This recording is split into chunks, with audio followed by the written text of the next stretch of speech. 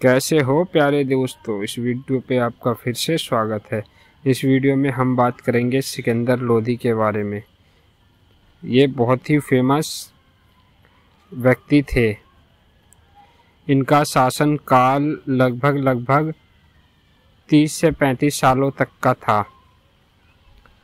यह 16वीं शताब्दी में दिल्ली सल्तनत का एक प्रमुख शासक भी रहे हैं।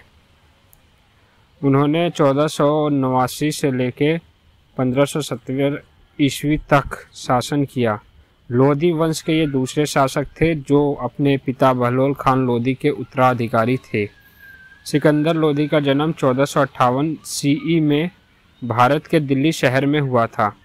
उनके पिता बहलोल खान लोदी थे और एक शक्तिशाली कुलीन और सैन्य सेनापति भी थे, जिन्होंने शासक सैयद वंश को उखाड़ फेंकने के बाद लोदी वंश की स्थापना करी थी।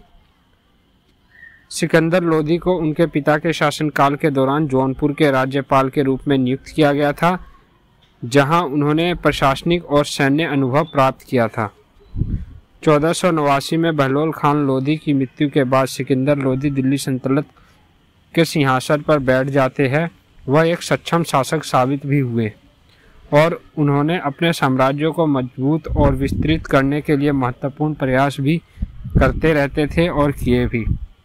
सिकंदर लोदी ने राजस्व संग्रह में सुधार किया, यानी कैसे टैक्स लेना है उसमें सुधार किया। उन्होंने एक केंद्रित यानी केंद्र के द्वारा नियंत्रित किया जाने वाला नौकरशाह की स्थापना करी, जिसको आज के समय में ब्यूरोक्रेसी कहते हैं या प्रशासन कहते हैं।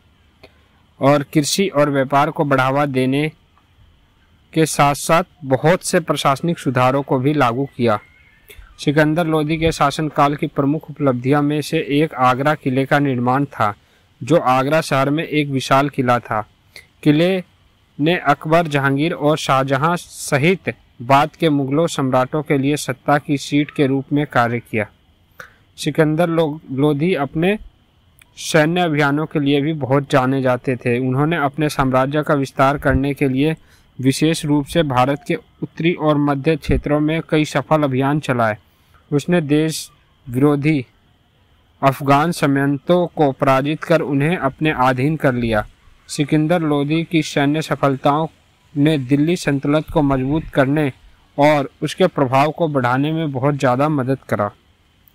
अपनी उपलब्धियों को बावजूद सिकंदर लोदी का शासन चुनौतियों से खाली नहीं था। उन्होंने क्षेत्रीय राज्यपालों और ईसाइयों के साथ साथ विभिन्न स्थानीय शासकों के प्रतिरोध के लगातार विद्रोह का सामना करना पड़ा। इसके अतिरिक्त उनकी नीतियां विशेष रूप से हिंदुओं और मुसलमानों के पक्ष में थी, गैर मुस्लिम आबादी के बीच असंतोष का कारण बनी। सिकंदर लोदी की मृत्यु 1570 ईस्वी में हो जाता है।